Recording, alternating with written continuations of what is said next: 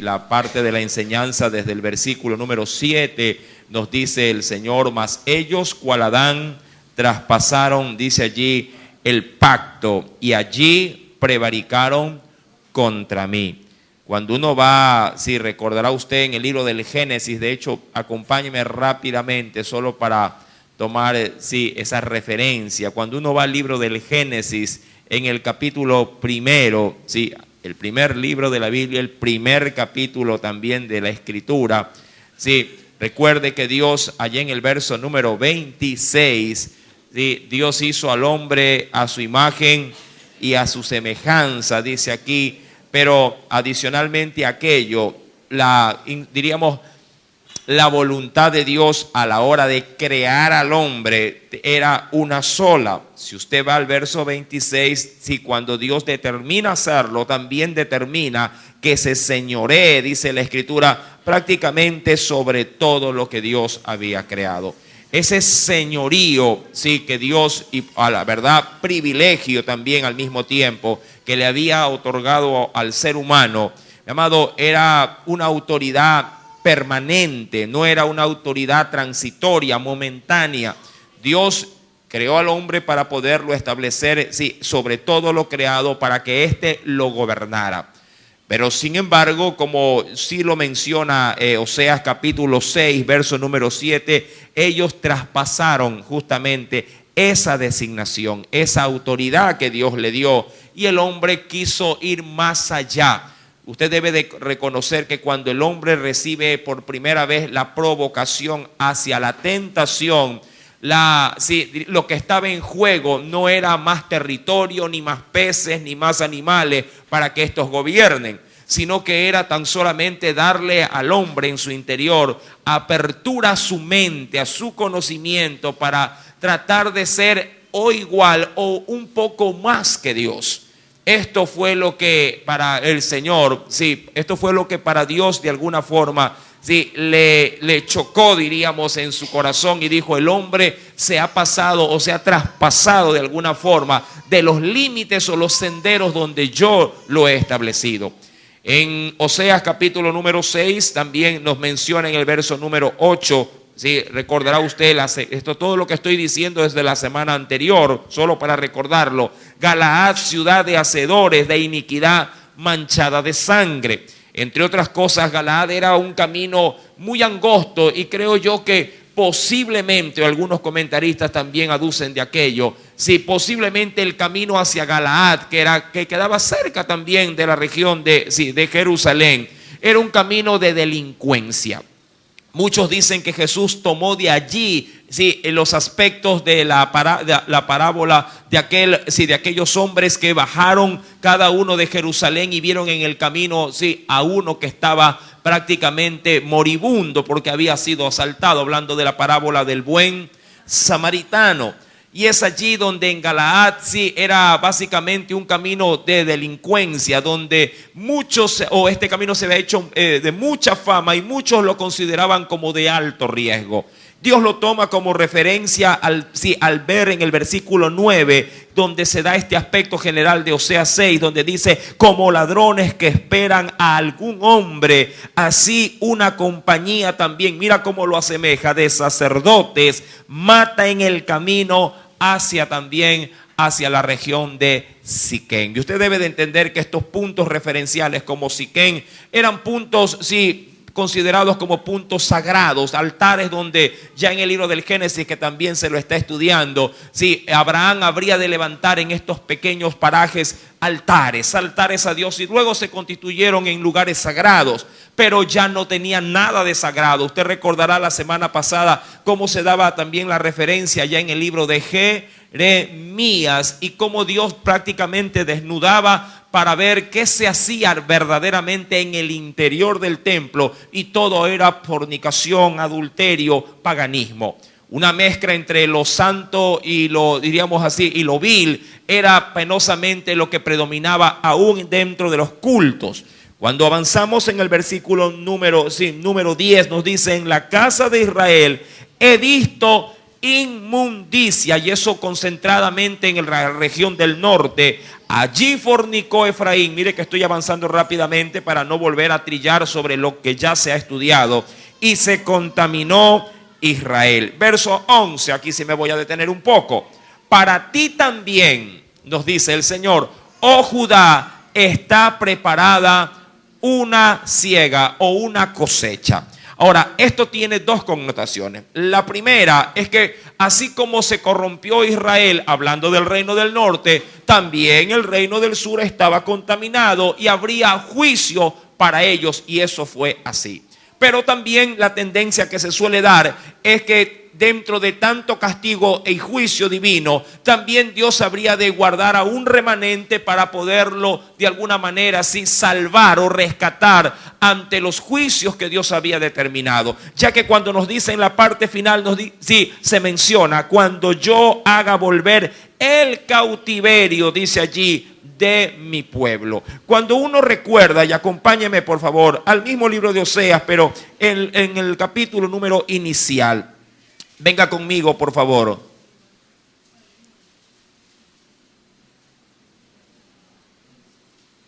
En el capítulo primero, del libro de Oseas, capítulo número 1, ¿lo tiene? Dice en el versículo número 10, nos dice lo siguiente: con todo, usted ha de recordar esta expresión bíblica en el inicio del estudio de Oseas. Con todo, hablando de la terrible condición de toda la nación, será el número de los hijos de Israel como la arena del mar, que no se puede medir ni contar. Y en el lugar en donde les fue dicho, vosotros no sois pueblo mío. ¿Se acuerda usted de Loami y lo Ruami? Sí, verso número 10 dice: y en el lugar donde les fue dicho, vosotros no sois pueblo mío, les será dicho, sois hijos del Dios viviente. Verso 11: y se congregarán los hijos de Judá y de Israel, y nombrarán un solo jefe, y subirán de la tierra, porque el día de Jezreel, dice ahí, será grande. Mi amado, el destello de la misericordia de Dios nunca desapareció del corazón de Dios. Siempre tuvo esa luz encendida de esperanza para poder de alguna forma mantener su promesa, porque debemos de entender aquello. Dios, más allá de del terrible comportamiento y conducta de toda la nación de Israel, Dios siempre mantuvo su misericordia. Ahora bien, hasta ahí podríamos cerrar el capítulo número 6 para adentrarnos ahora en esta mañana en el estudio del capítulo 7, porque es necesario cambiar en este sentido la perspectiva dentro de lo que se ha venido en este caso estudiando. En el capítulo 7 vamos a entrar a un nuevo escenario. Recuerde que Oseas ha sido un profeta que Dios le ha ordenado tener primero su vivencia, del poder de alguna forma palpar la traición, palpar por medio de su esposa el adulterio o la fornicación, para que él avive en su propio corazón la llama para con el pueblo que también había traicionado a su Dios. Tenga siempre eso presente, porque es en medio de eso que Dios usa al profeta para poder llevar el mensaje a su pueblo. Capítulo número 7, verso 1. ¿Qué nos dice el Señor?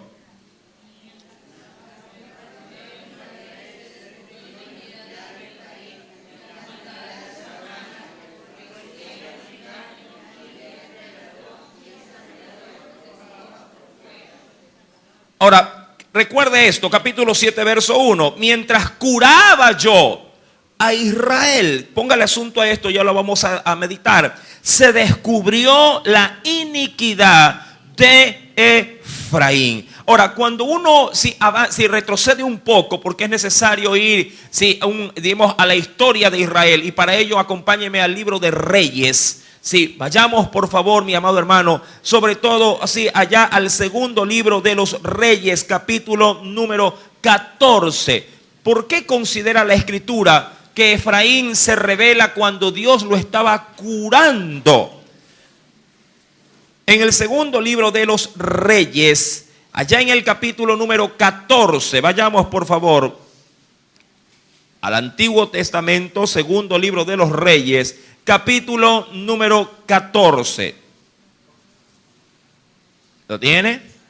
Segundo libro de los Reyes, capítulo número 14. Sí, leamos por favor versículo número 25 en adelante, o 23 en adelante. El reinado de Jeroboam. Sí. Capítulo número 14, verso 23 en adelante. Sí. Se está obviamente orientando la palabra al rey tanto del norte y obviamente también del sur, pero se concentra sobre el reinado de Samaria, es decir, en el norte. Verso 23. En el año 15 de Amasías, eso es en el sur, hijo de Joás, rey de Judá, comenzó a reinar Jeroboam, hijo de Joás también, recuerda que habían dos, sobre Israel en Samaria. Verso 23. Y reinó 41 años. Verso 24, léalo por favor.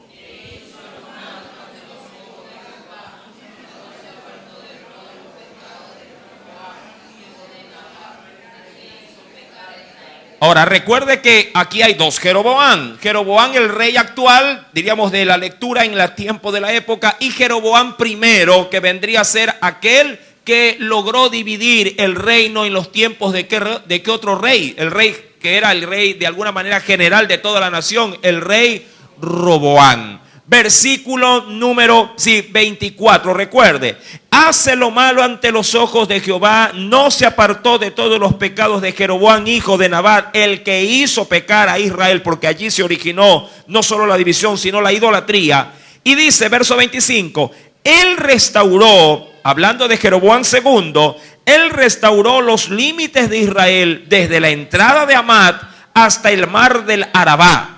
Conforme a la palabra de Jehová, Dios de Israel, la cual él había hablado por su siervo Jonás. Es el mismo Jonás que luego irá a Nínive, hijo de Amitai, profeta que fue, dice, de Gat-Efer, verso 26.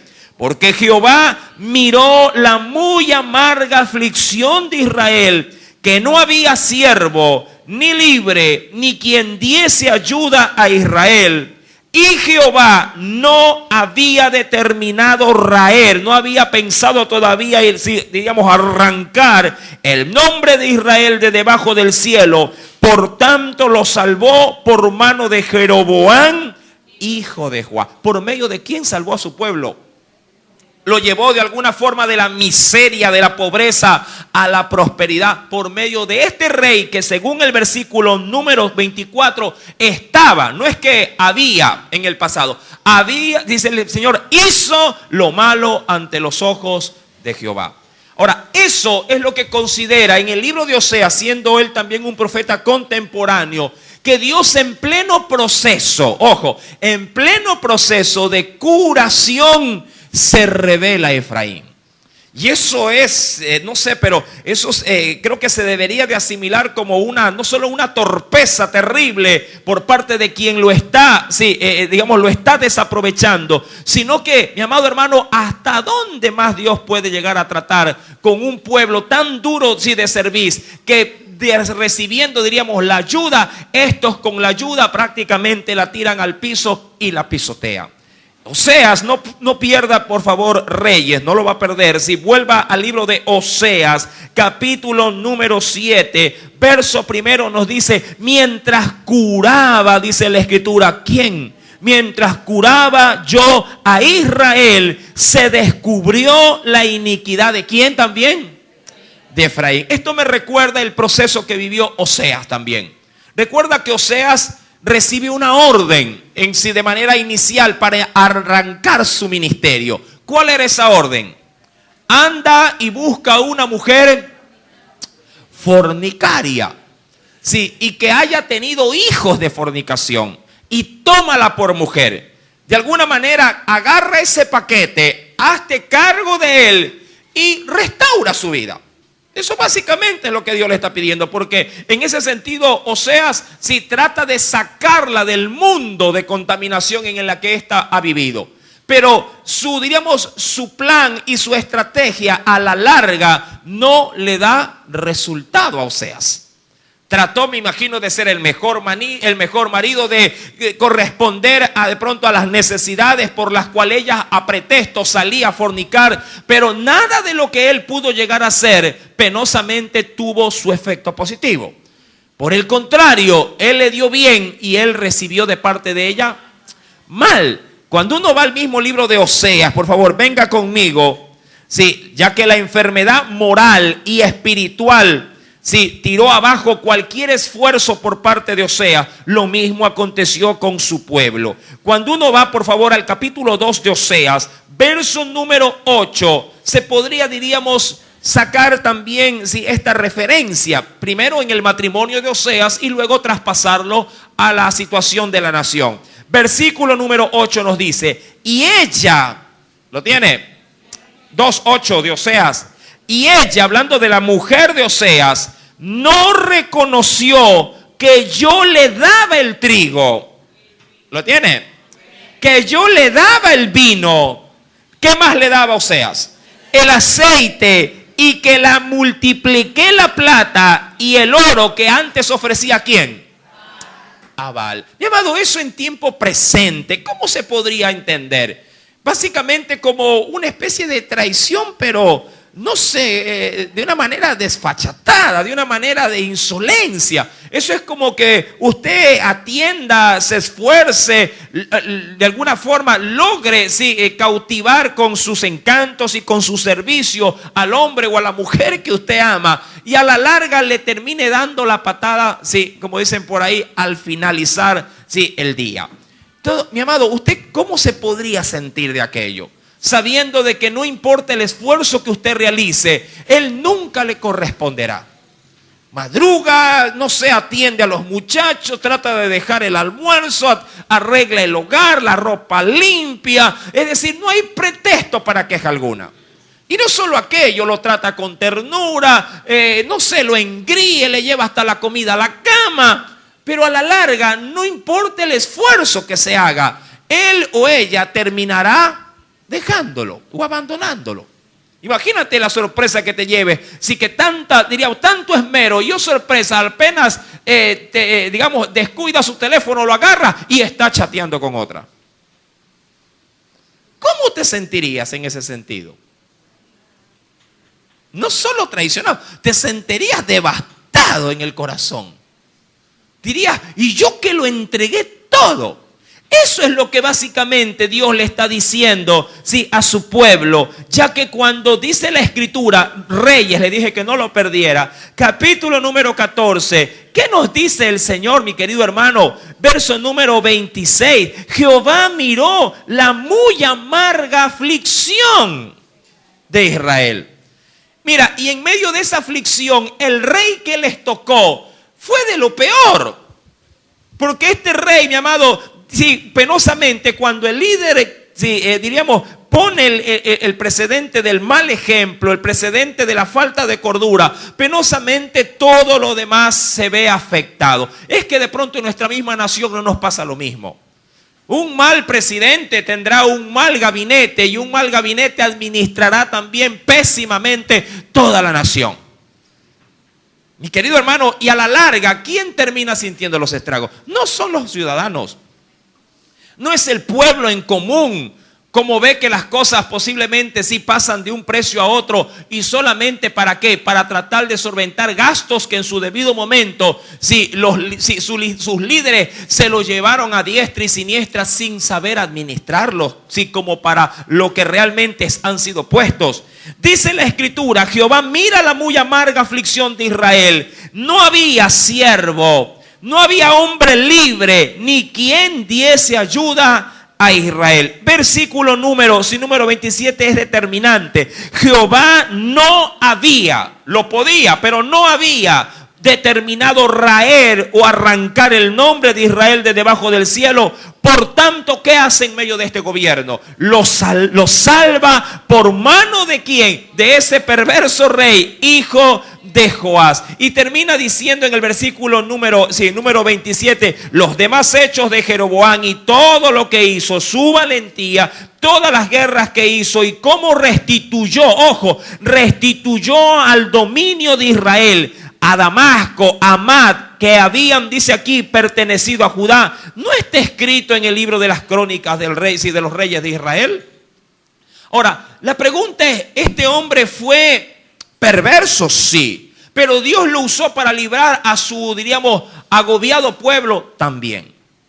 Pero no porque se lo mereciera, sino porque Dios tuvo compasión de que si el pueblo como tal estuviese pagando las consecuencias de sus malos liderazgos.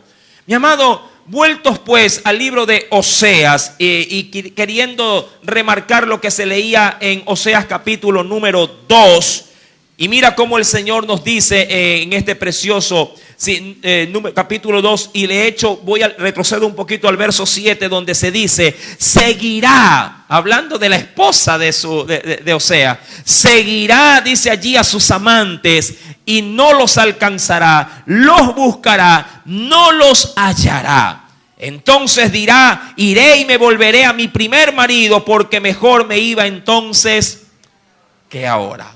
La traición, mi amado, era penosamente cruda para Oseas, y así también Dios lo comparó con su nación. Sí, dentro del capítulo 7, si retomamos por favor Oseas capítulo 7, verso primero, ¿qué dice el Señor? Mientras curaba yo, ¿a quién?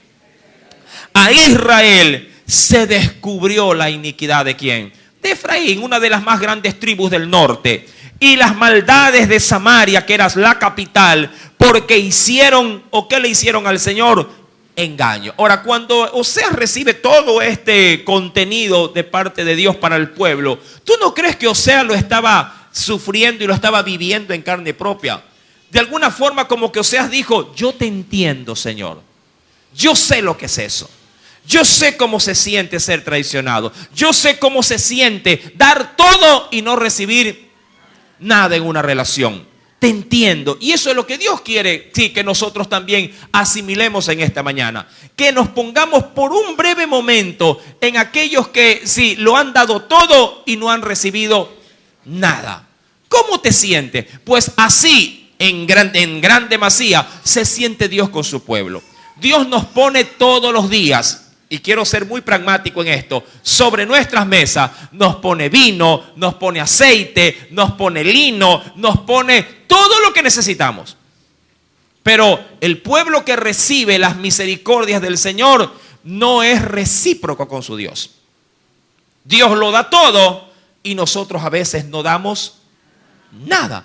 Y a la primera oportunidad de traición, le traicionamos. Uy. Dirá cualquiera, ¿y cómo así, hermano? Si solamente yo tengo a Dios en mi vida. Mi amado, ¿cuántos recuerdan la enseñanza? Creo que se la está dando los días jueves. ¿Con qué libro estamos el jueves? Con la carta a los Romanos.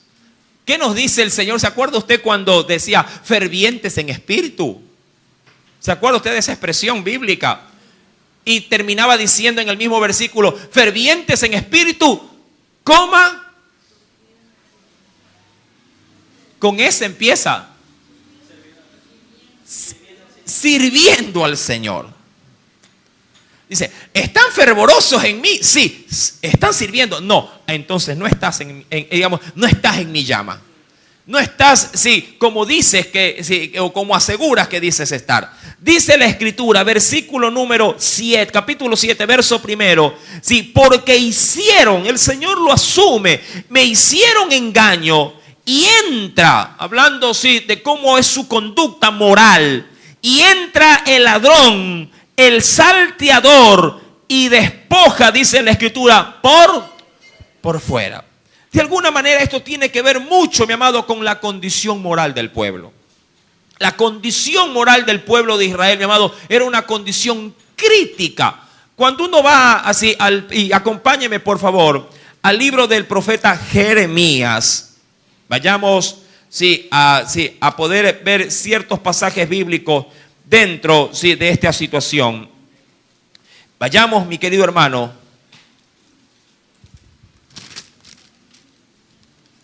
En el capítulo número 1.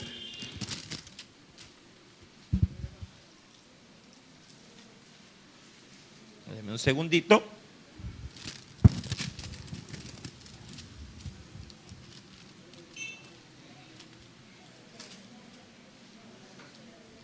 capítulo 23. Jeremías capítulo número 23. ¿Lo tiene?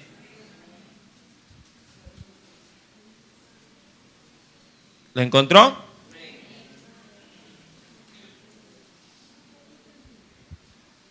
Versículo número 22.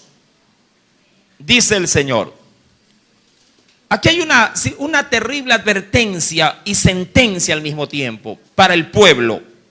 Dice, pero si ellos, Jeremías capítulo 23, verso 22, pero si ellos hubieran estado en mi secreto, o es decir, en mi intimidad, puede ser en oración, puede ser, mi amado hermano, en la devoción propia de su palabra, a la hora de leerla, ¿sí? O en el templo, pero ellos si hubieran estado en mi secreto, habrían hecho oír mis palabras.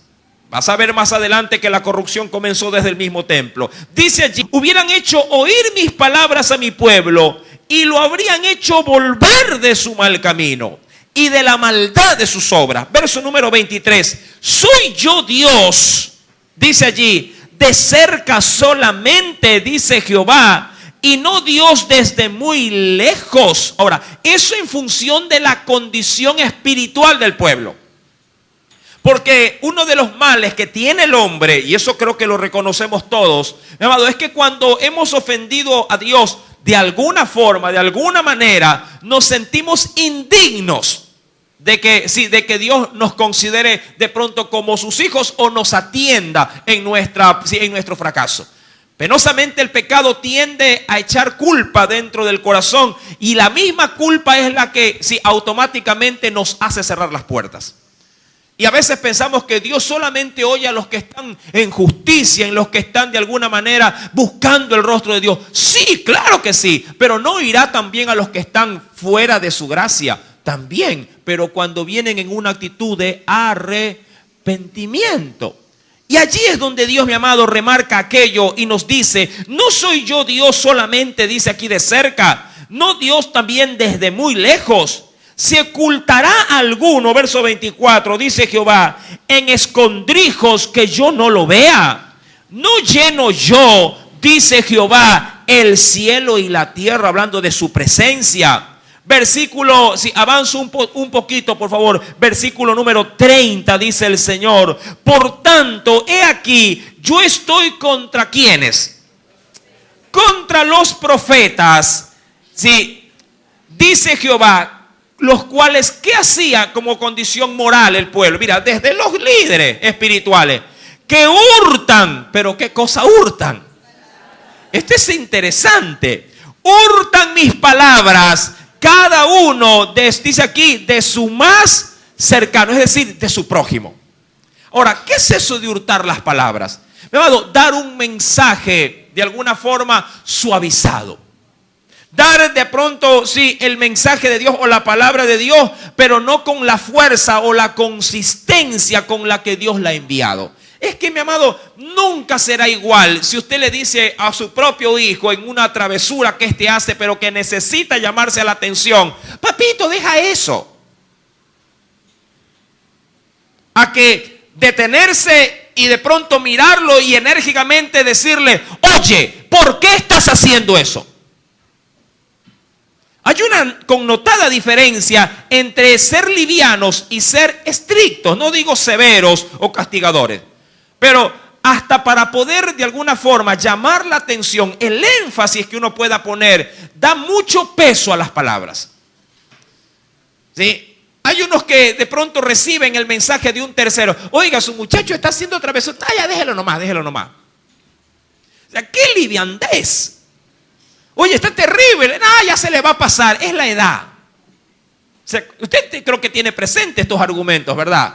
O los ha escuchado en reiteradas oportunidades. No, pero ya tranquila, es la edad. Está en la edad del burro. Mi amado, dice el Señor en el capítulo número, estamos capítulo 23, versículo número 32, nos dice, he aquí dice Jehová, yo estoy contra los que profetizan sueños mentirosos y los cuentan y hacen con esos sueños, ¿qué es lo que provocan? hacen errar a mi pueblo con sus mentiras y con sus lisonjas, que son palabras aduladoras, palabras que quieres realmente oír, pero que no son la realidad en tu vida. Y yo no los envié ni les mandé, y ningún provecho hicieron a este pueblo, dice Jehová. Cuando uno avanza al capítulo 7, y amado, y avanza obviamente al versículo número 2, mira la realidad, se contrasta con el capítulo 7, el capítulo 22 de Jeremías. Dice, y no consideran en su corazón que tengo en memoria. ¿Qué es lo que tiene Dios en su memoria? Toda su maldad. Pero ¿qué hacía el círculo religioso? No, tranquilo, estamos bien. Pero ¿y el pecado? No, el pecado sí es verdad que es una ofensa, pero Dios es amor. Pero los juicios de Dios ya habían desencadenado un sinnúmero de acontecimientos que donde el pueblo estaba ya sufriendo, mi amado, la esclavitud, estaba sufriendo el hambre, estaba sufriendo el castigo, pero el pueblo no se apercibió. Y dice la Escritura en el versículo número 2, no consideran en su corazón que tengo en memoria toda su maldad. Ahora, dice allí, les rodeará, ¿qué cosa? Les rodeará, dice la Escritura, sus obras delante de mí están. Verso 3, con su maldad, ¿qué es lo que provocan? Y mira, al ver un mal, obviamente, al ver un mal líder, habrá un mal pueblo también. Alegran con su maldad al rey y a los príncipes, ¿con qué? Con sus mentiras. Cuando uno, mi amado, considera la Escritura, en el capítulo, acompáñeme por favor, si veamos un texto de referencia. Sí, en el libro de los Proverbios, en el capítulo número 29. Libro de los Proverbios, capítulo número 29. Mira cómo la conducta, esta pésima conducta, esa impiedad, mi amado, era aprobado por sus líderes. Parece inaudito, pero el pecado no solo entorpece, sino que ciega el entendimiento también. En el capítulo número 29 de los Proverbios, miremos por favor qué nos dice aquí en el versículo número 12. Y esto es un texto de oro. Espero que lo considere y hasta lo subraye. ¿Lo tiene? Proverbios 29, verso 12. Léalo.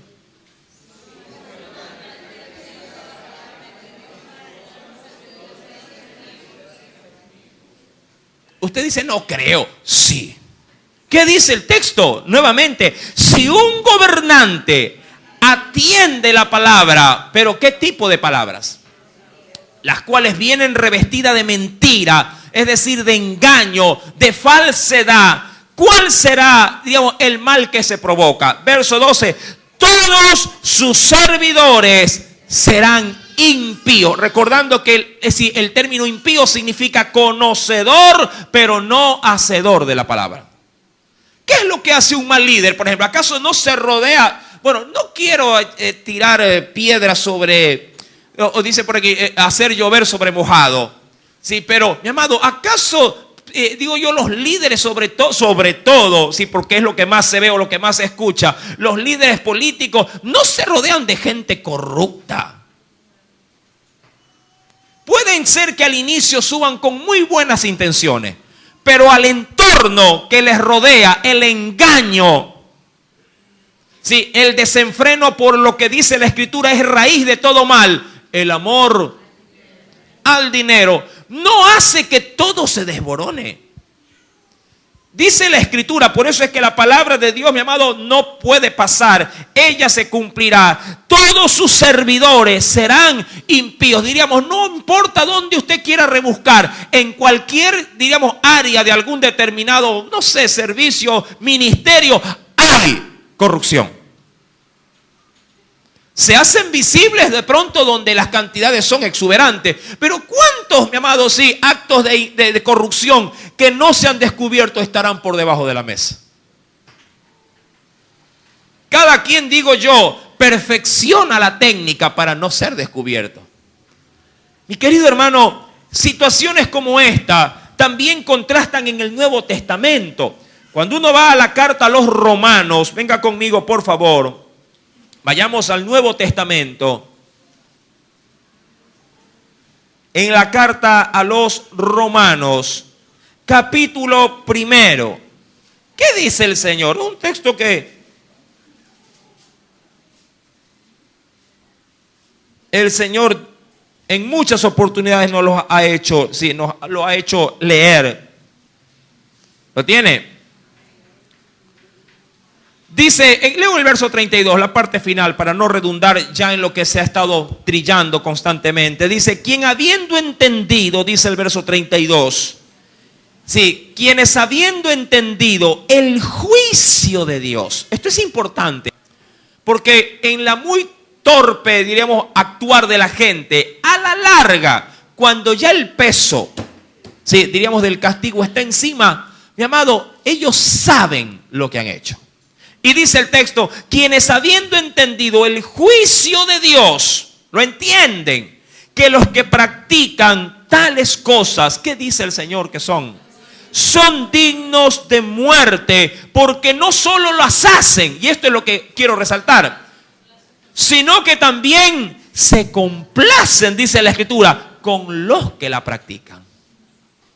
Diríamos que el pecado se prolifera a tal medida que hasta sienten satisfacción si ellos no lo pueden hacer, pero ven que otros sí lo hacen.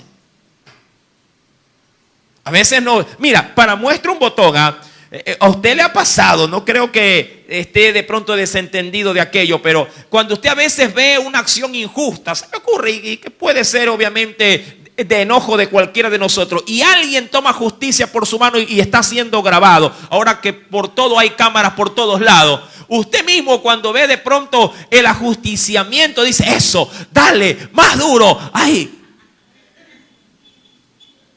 es que no se puede aguantar, ¿verdad? ¿Verdad que así pasa? De la misma forma sucede, mi amado hermano, cuando alguien que está, diríamos, saturado de maldad, al ver que la maldad otro la ejecuta, siente la misma satisfacción. Eso pasa, por ejemplo, cuando se habla de pecados de carnalidad.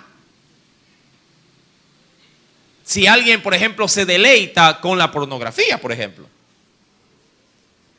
Porque, ¿qué es lo que se ve en esos videos? ¿Acaso no es corrupción de carne?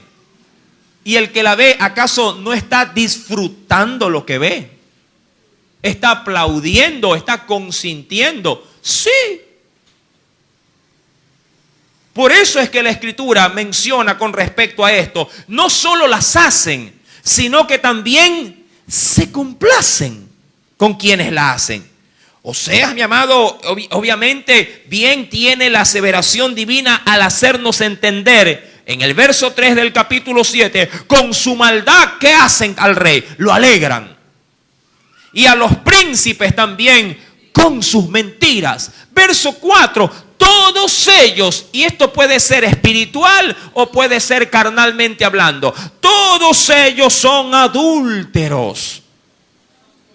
Son como horno encendido, dice el verso 4, por el hornero, que dice aquí, que cesa de avivar el fuego después que está hecha ya. Es decir, digamos que no se detienen hasta ver el fruto de lo que esperan ver. En el libro de Eclesiastés dirá el proverbista Salomón, es que el ojo nunca se sacia de ver, ni el oído de oír. No hay límites, es lo que en pocas palabras se podría entender en esos textos. No hay límites a la hora de darle rienda suelta, se me ocurre, a la pasión, a la mentira, al engaño. Mira que aquel que ha hecho de la mentira o del exceso de sus palabras su estilo de vida, mi amado, él vive en una mentira. Y no hay razón o no hay de alguna forma algún suceso para que él no aproveche y meta de lo suyo. Dice la Escritura en el versículo número 4, dice hasta que la masa esté hecha, hasta que se haya leudado, es decir, hinchado por la levadura. Verso 5, en el día de nuestro rey, los príncipes lo hicieron enfermar con copas de vino, extendió su mano, dice allí, ¿con quiénes? Con los es alguien escarnecedor, alguien que sí está de alguna manera raendo o está raspando, está taladrando, sí, con sus comentarios, sí, tratando de tirar abajo posiblemente sí, el buen juicio o la buena presencia de una determinada persona. El salmista David, acompáñeme por favor, lo dijo de otra manera. Vayamos al libro de los Salmos. Sí, y veamos qué nos dice el Señor. Dice la Escritura, acompáñeme por favor, en el capítulo 1, sí, verso 1 también. ¿Lo tiene? Salmo 1:1. Bienaventurado, dice allí el pasaje bíblico, el varón que no anduvo en consejo de malos, a diferencia de lo que dice Oseas, que se deleitan en la maldad, que no anduvo en consejo de malos, ni estuvo en camino de pecadores, y esto es importantísimo resaltar por lo que dice Oseas, ni en silla de escarnecedores se ha sentado. Esto se podría entender, sí, porque esto de escarnecer tiene mucho que ver con picar la carne. O hacer, sí, de la carne, sí, carne molida. Mi amado, hay gente que cuando se sienta, entre comillas lo digo, si esto puede ser solo pura semántica, cuando se reúne con alguien, mi amado, hay gente que es tan tóxica, pero tan tóxica que luego de que terminas de hablar con ellos, si tu alma queda envenenada. Hay gente que cuando se sienta y se abre la boca es como que se abre una cloaca. Y todo queda así lleno de su pestilencia. Y lo que es peor, te deja envenenado el alma. Cuando terminas de, entre comillas, conversar con tu amigo o a tu amiga, mi amado, terminas sí, odiando a tu gente, a tu alrededor. Es como que ha venido con una lista y dice, hoy quiero hablar de qué sé yo, hoy quiero hablar de tu marido. Y tú se lo permites. Hoy quiero hablar de tu mujer, hoy quiero hablar de tus hijos, hoy quiero hablar de tu suegro, hoy quiero hablar de tu primo, de tu vecino. Todos están podridos para ella, pero el problema es que no solamente ella tiene la podredumbre, sino que viene y te la injerta en tu corazón. Te habla mal de todo. Y lo que es más bonito, que cuando sale de hablar contigo, va y habla mal de ti también. Uy, a esa vecina, sí, ya la visité. Le encanta el chisme, es chismosísima. De ese pedazo, dice la Escritura, Salmo 1, versículo 1, sí, ni en silla de escarnecedores se ha sentado, verso 2, sino que en la ley de Jehová, allí está, ¿qué cosa para el salmista?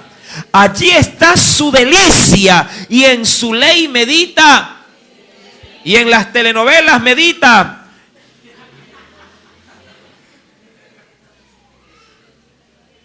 Y en el fútbol medita día y noche. ¿Eso dice la Biblia? No.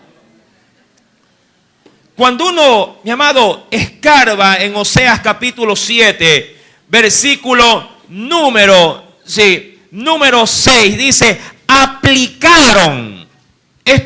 Aplicar es como tallar. Sí, en su corazón, semejante a un horno, a sus artificios. Usted sabe bien que cuando se hace el proceso del quemado, ¿cuántos han podido de pronto tener experiencia a la hora de hacer vasijas de porcelana, de barro? Hay gente que se dedica a hacer este tipo de manualidades. ¿Qué es lo que deja la firmeza en la masa? ¿Acaso no es cuando se lo pone en el fuego, en el horno? Eso le da de alguna forma la consistencia de la dureza y también de la durabilidad. Mi amado, así también el pecado cuando se mete en el horno, ¿sí? Se hace duro. Digamos que dentro de sus propiedades adquiere dureza. Y eso es lo que de alguna forma ya está en el corazón de esta generación. Aplicaron su corazón semejante a un horno, a sus artificios, Toda la noche duerme su hornero, a la mañana está encendido como llama de fuego. Versículo 7, por favor, ¿puede leerlo?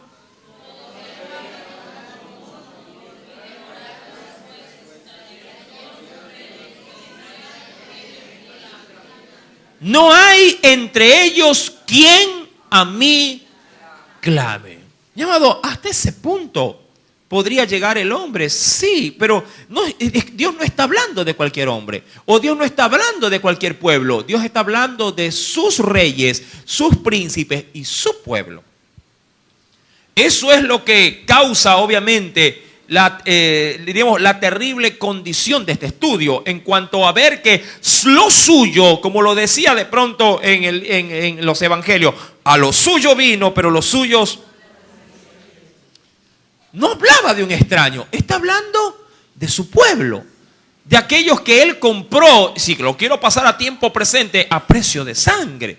Recuerda que Dios los ha satisfacido con todas las necesidades, pero esto a ellos no les bastó. Mi amado, yo quiero que tú seas en esta mañana algo objetivo. ¿Qué ha cambiado? Y quiero que seas muy honesto contigo mismo. ¿Qué ha cambiado desde el día que viniste a Cristo a la fecha?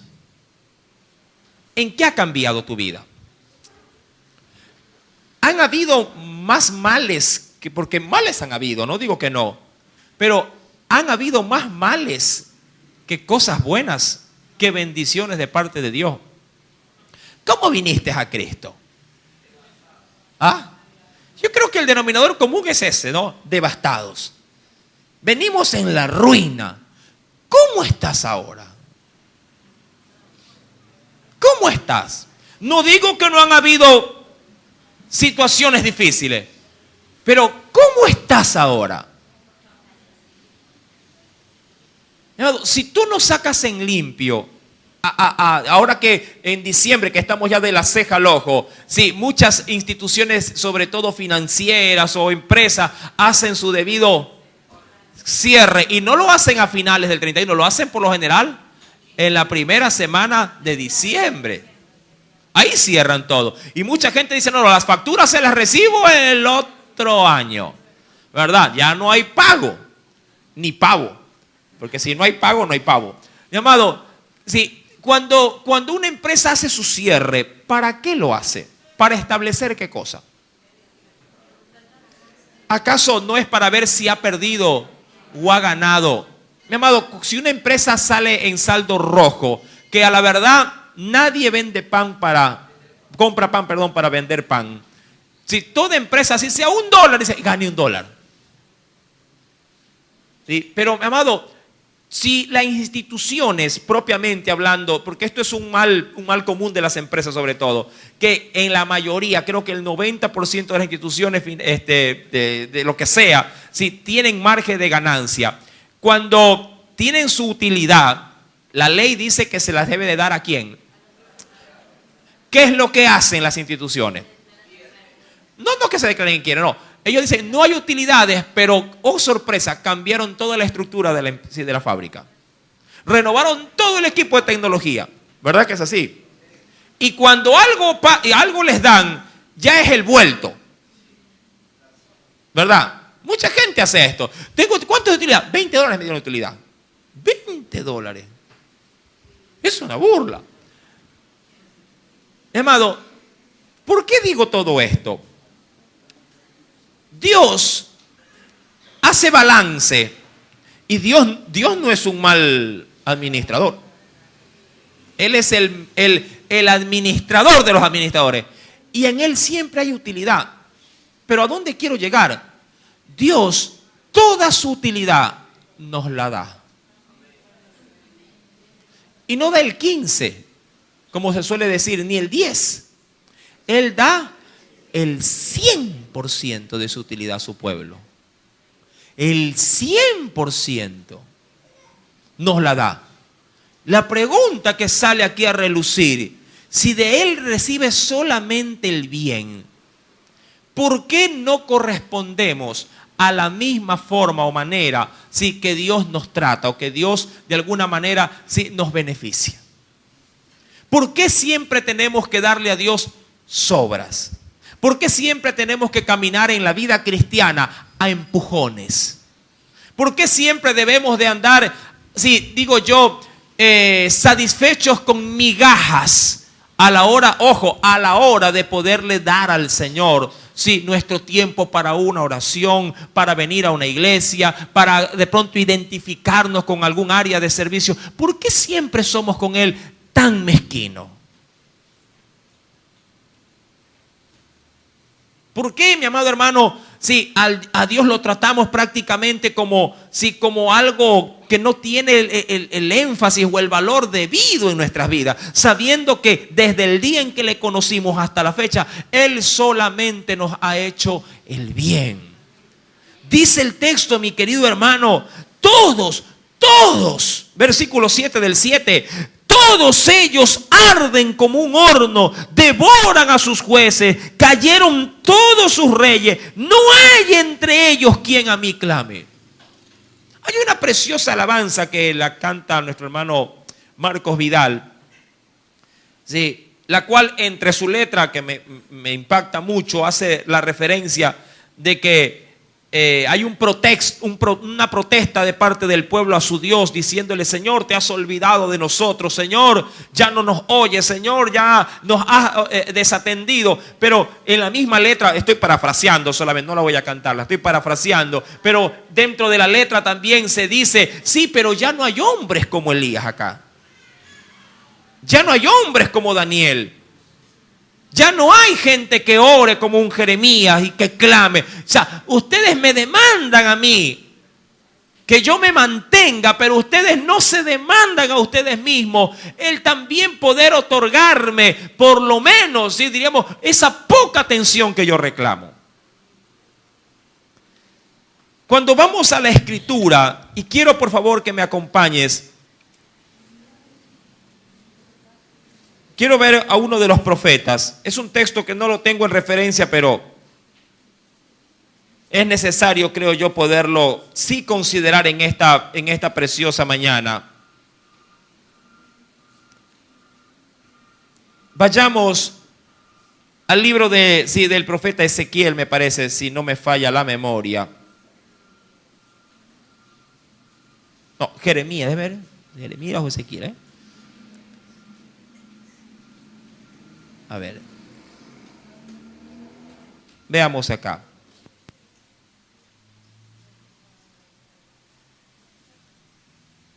Libro del profeta Jeremías.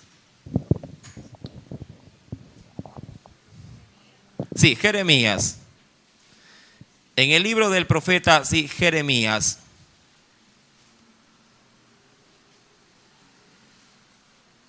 Capítulo 2. Este profeta sufrió mucho, la verdad, porque quienes estaban siendo castigados no era gente extraña, eran sus propios pueblos, era su familia. ¿Tú no crees que Jeremías no tenía primos, abuelos, tíos? ¿Lo tiene? Dice el Señor, versículo número 13. Jeremías 2, verso 13, dice el Señor: porque dos males, ¿lo tiene? Porque dos males ha hecho mi pueblo. Dos. Dirá cualquiera: es tan poquito. No, es que esto es el ovillo del hilo, el hilo del ovillo. Dice: porque dos males ha hecho mi pueblo. Me dejaron a mí. Y me interesa cómo Él se presenta. Fuente, porque eso es Dios para nosotros. Fuente de agua viva. Y aquí está el segundo mal. ¿Cuál es el segundo mal? Cavaron para sí cisternas rotas, por cierto, que no retienen agua. Y termina en el verso 14, es Israel siervo, es esclavo. ¿Por qué ha venido a ser presa?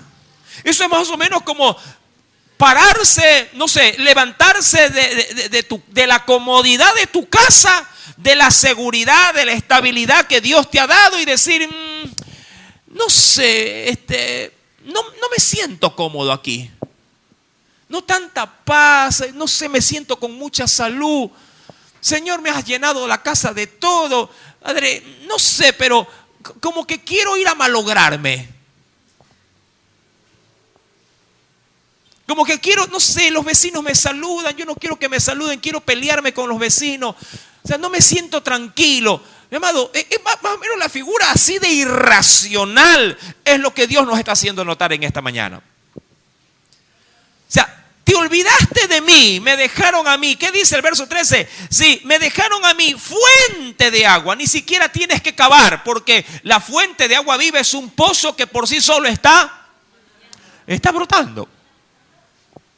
Pero te has tomado, como se podría entender, la molestia de hacer hueco, una cisterna, y obviamente una cisterna agrietada, agujerada, que no puede retener agua, pero la haces. Y lo que es penoso, una vez hecha, te quedas con la cisterna rota.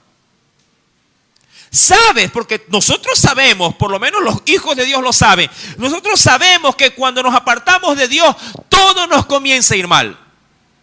¿O no es así? Claro.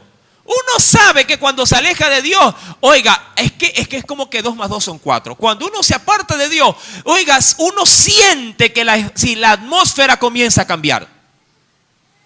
Pero lo terrible de esa situación es que sabiendo que estoy chueco, me quiero mantener en lo chueco. Como cuando a veces se dice, sí, hermano, yo sé. Decimos, ¿no? Yo sé que estoy mal. Yo digo, ¿y? Y esa es la solución, saber que estoy mal. Yo sé que no me estoy congregando. Yo sé que ya no estoy orando. Pero, mi amado, esa es tu consuelo, esa es tu consolación, ese es tu refrigerio. En pocas palabras, yo sé que mi cisterna que cavé tiene hueco.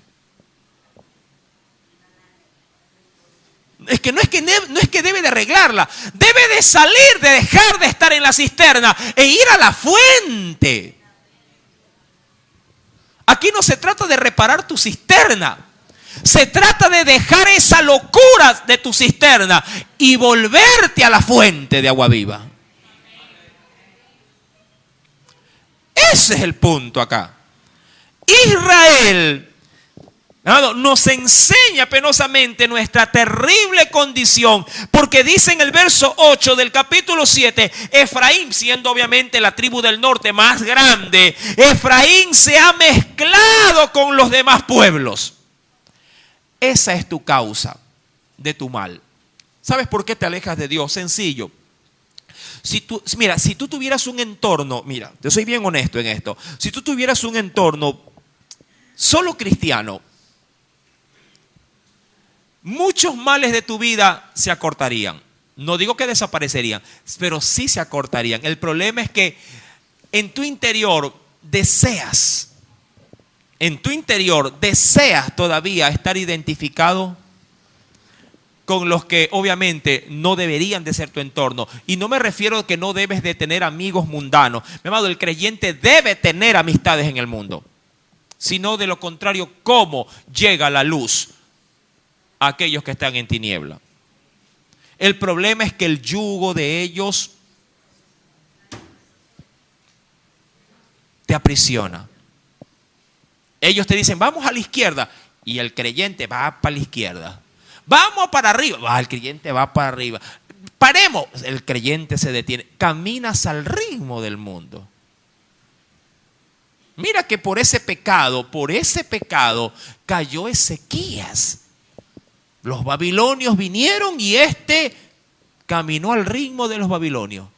Nunca se paró en el camino y dijo, muchachos, les agradezco su visita, pero hoy yo quiero que ustedes me concedan un enorme, tú me amas, tú me estimas, sí, ven, vamos para la iglesia.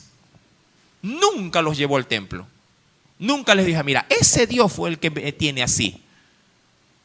Ese es el problema. Porque hay quienes van a tu casa y te dicen, uy, estás cómodo, estás chévere, estás bonito. Y no se te cruza por la mente, por lo menos decir, sí, Dios me tiene así. No se te cruza. Lo que se te cruza por la mente, sí, a mi marido le subieron el sueldo y allá pudimos comprar. ¡Qué locura! O sea, ni siquiera le das como que la migajita de la palabra y dice, mira, y te mando. Dile, por lo menos es Dios. Ya no quiere decir que es cristiano evangélico. Dile que es Dios. Oye, te veo distinta. Sí, es que gracias a Dios estoy comiendo mejor. Pero no. Es que encontré un lugar donde venden bien barato. O sea, no te tomas ni el mínimo esfuerzo de poderle compartir esa fuente de la cual habla Jeremías. Pero no, Efraín dice más bien se mezcló con los demás pueblos. Efraín dice aquí fue torta no volteada, es decir, solo se cocinó por un lado. Eso es más o menos como decir, estoy caliente acá, pero por acá estoy totalmente frío. O sea, por la apariencia se ve como que es cristiano. Pero cuando uno mete el cuchillo, como cuando, ¿quién ha preparado torta? Cuando uno mete el cuchillo y uno lo saca, ahí uno establece si la torta está realmente coccionada, cocinada. Mire, yo algo sé. Ahí sale, no, le falta. Pero ahí uno toma la medida, pero se va a quemar. No, entonces, ¿qué hace? Baja la temperatura. Si Dios metiera la cuchilla, ¿cómo estarías por dentro? Está crudo. Hay hermanos que están cruditos. Sí, hermano, esto sí se lo digo con toda honestidad. Hay hermanos que están cruditos y tienen años en el horno. Años en el horno. ¿Sabe por qué? Porque dicen muchos que en el fulgor de los problemas uno aprende a conocer a la gente. En el fulgor del fuego, ahí uno ve si está realmente cocido por dentro. Hay gente que cuando está en bonanza, lo cristiano hasta por los poros se le sale, pero cuando comienzan a llegar las situaciones difíciles, mi amado, la carnalidad sale pero a flor de piel. Y digo, hermano, pero usted tiene a Cristo. Sí, hermano, yo tengo a Cristo, pero ya esté desgraciado, mira, el que me la hace me la paga. Hermano, tranquilo.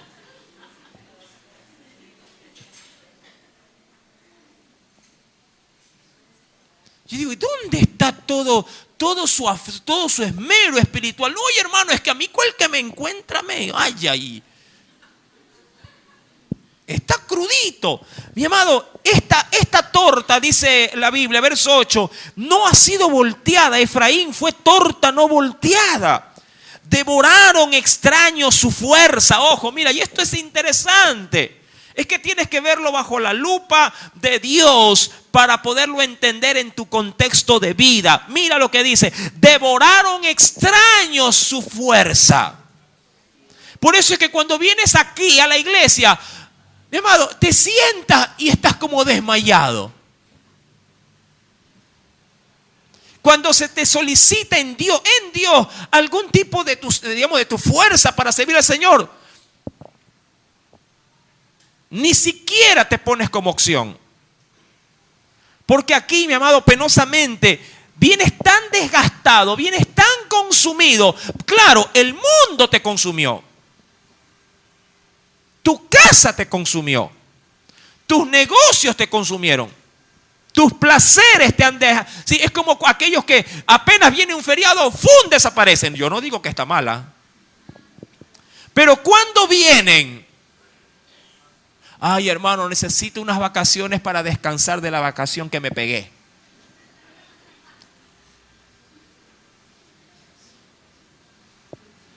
Mi querido hermano, dice la Escritura, son extraños los que han devorado su fuerza. Y mira qué curioso. Léelo, ¿qué dice? La siguiente frase, no leas mucho. ¿Qué dice? Y él no lo supo.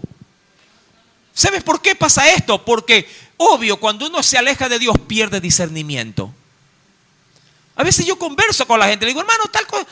Y digo, pero ¿no será que lo que está haciendo? Porque a la verdad, mira, nosotros somos tan duros. Mira, cuando uno viene al Señor, por lo general Dios lo primero que hace es ordenar tu vida. Por lo general suele ser así. Ordena tu desbaratada vida y te la deja pero como relojito.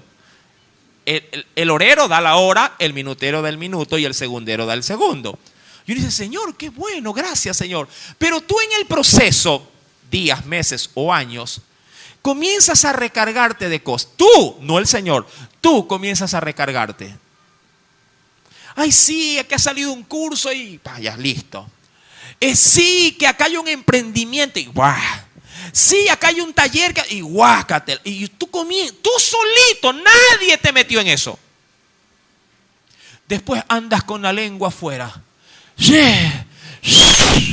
ven por aquí.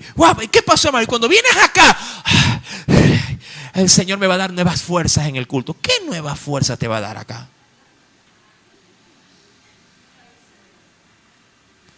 Y lo que es peor, tú, como has perdido visión de Dios, ni siquiera te das cuenta. Y cuando yo les digo, hermano, ¿no será que usted mismo se metió en esto? Sí, hermano, de verdad, yo no creo. Hermano, pero si yo lo estoy viendo desde acá, antes de que usted emprenda esto, usted, mi amado, sus hijos lo veían en la casa, usted venía fielmente al culto, servía al Señor, era el primero de pronto en apuntarse para poder de alguna forma estar allí, al pie del cañón. ¿Y ahora cómo está? Ay, será.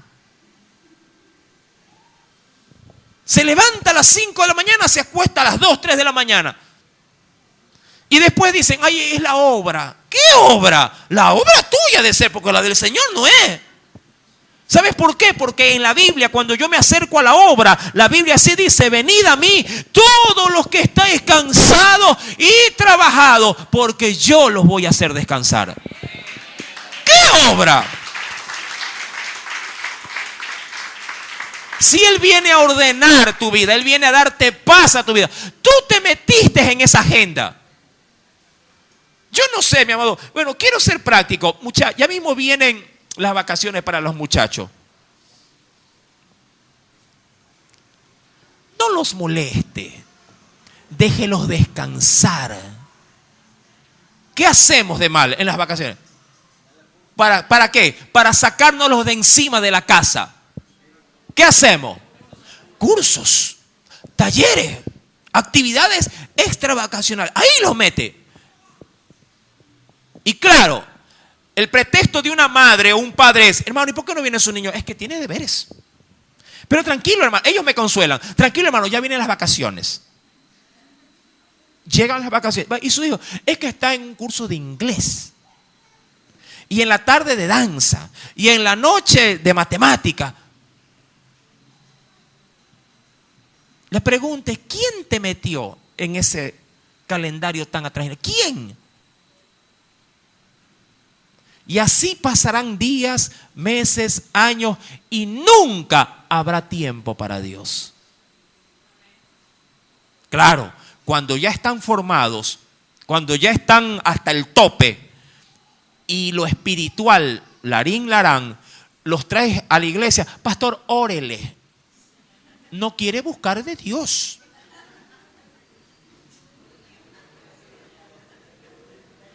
Háblele, pastor, háblele, está rebelde. Yo por poco y más a ellos les voy a mandar a Santo Domingo de los Sáchila.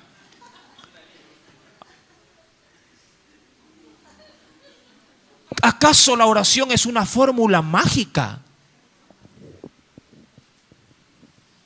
Mi amado, uno debe de trabajar en el Señor para ver fruto en el Señor. Pero si tu trabajo es secular o es fuera del orden, obviamente, que Dios ha establecido, y tú mismo te estás cada vez rellenando de este sistema, mi amado, nunca vas a tener tiempo, ni tú ni tu descendencia, para el Señor.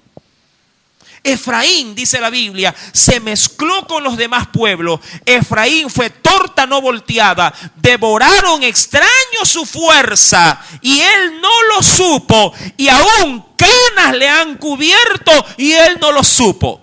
cuando ya te des cuenta, estás viejo. No para deteriorar o tratándote peyorativamente a los ancianos. No, me refiero a aquellos que, amado, tienen 30 y parecen de 50. Tienen 20 y parecen de 60.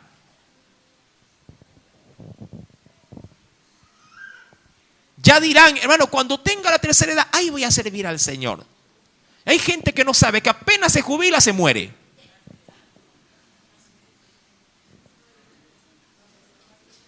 Apenas se jubila, se muere. Hermano, aquí estoy. Ya vienen todos arrugados, todos descaídos, todos cabizbajos. Ya vienen con presión arterial. Que hermano, hay que subir el cerro. No puedo, la presión. ¿Quién te dañó la presión? El Señor no. Tu tan trajinada vida que llevas te dañó la presión. Tomando pastillas para dormir. Tú dirás, hermano, pero usted es muy crudo, muy... No, mi amado, soy muy realista.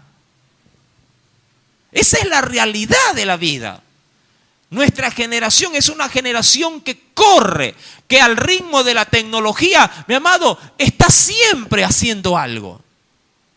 Pero claro, nunca algo para Dios. Solo haciendo algo para sí mismo. De Escritura nos dice, a Efraín no solo le han robado su fuerza, lo han avejantado. ¿Cuándo quieres venir a servir al Señor? ¿Cuándo? Cuando te desahucien. Cuando del trabajo te tienen una patada, porque el trabajo es así. Cuando ya no le sirves. Cuando te das, ni siquiera te jubilan. Te liquidan.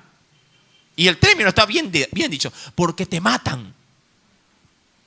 Porque te servirá de liquidación, porque bueno fuera que te liquidaran con cientos de miles. 30 años de servicio, no te jubilan. Tenga $15,000. ¿Tú crees que con 15,000 se vive? Y lo que es bonito, te pones un negocio a vender salchipapa en la esquina. Toda la noche. Y no vienes al culto. Es que como yo no tengo empleo, mi amado, no pudiste venir a la fuente. Ven ahora. ¿Qué quieres? ¿Morir de viejo? Para ahí comenzar a buscar de Dios. Yo no digo que no trabajes. Trabaja, dale al César. De Jesús fue claro. Denle al César lo que es del César. Pero no le des más allá de tus fuerzas, mi amado hermano, a quien obviamente está que te las pide a grito. El Señor. ¿Quieres tener algún tipo de pronto de sacrificio en la vida? Sí, tenlo, mi amado, pero que ese sacrificio no te ahogue. Yo sé que las cosas en este mundo hay que obtenerlas con esfuerzo. Que si quieres una casa hay que trabajar más, hay que trabajar papá, tiene que trabajar mamá. Correcto, mi amado, pero más allá de eso, ¿para qué dar más fuerzas? Si Dios está demandando. Nuestra verdadera casa no está aquí, está allá arriba.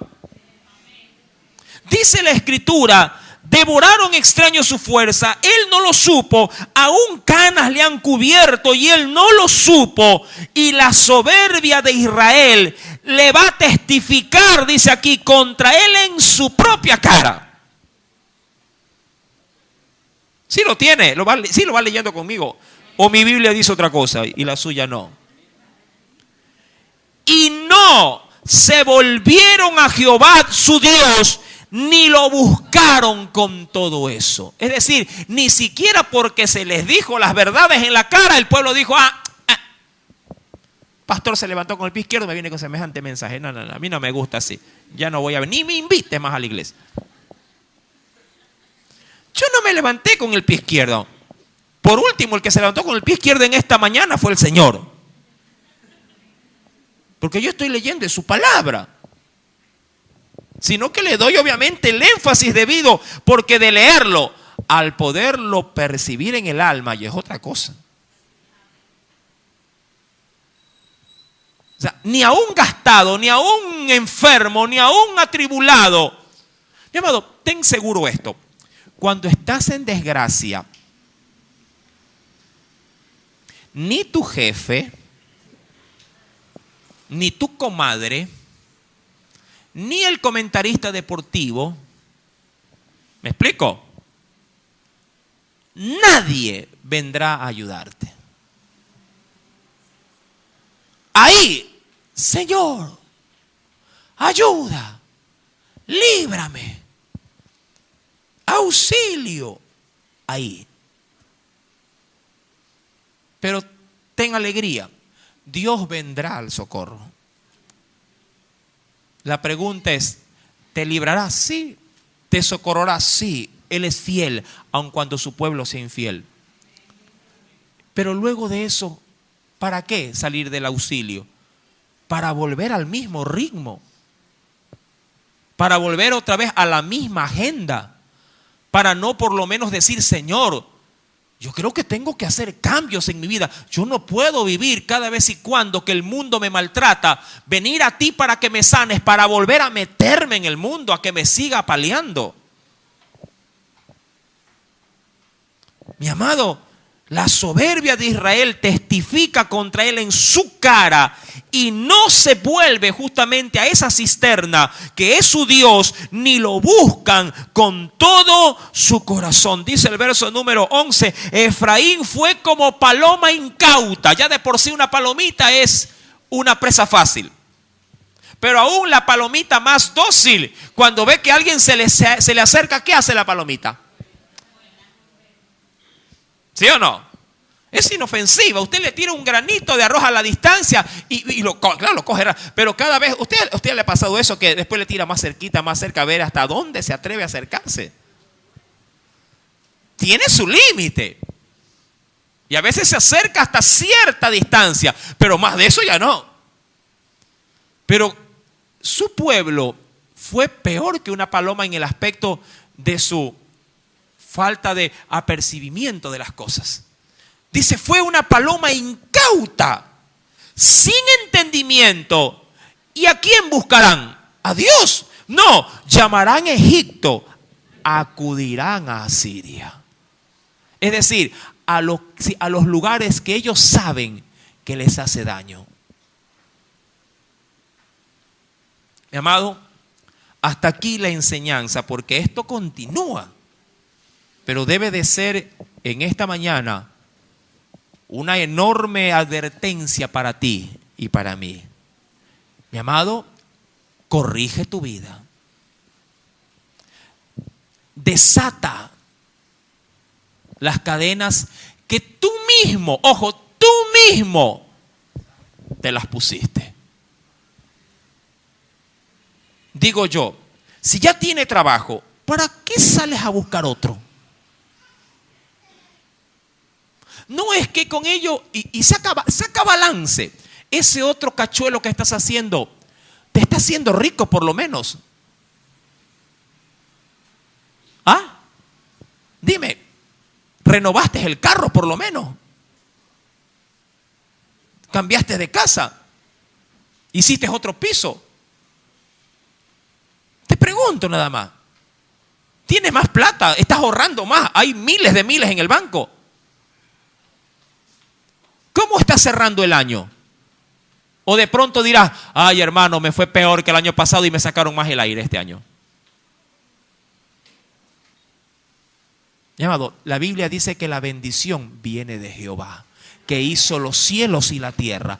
De Él viene su bendición. Amén. Sé fiel con Él y Él te bendecirá. Padre, en el nombre de Jesús, agradecidos siempre, domingo a domingo, porque día a día, Señor, tus misericordias son eternas. ¿Para qué cavar cisternas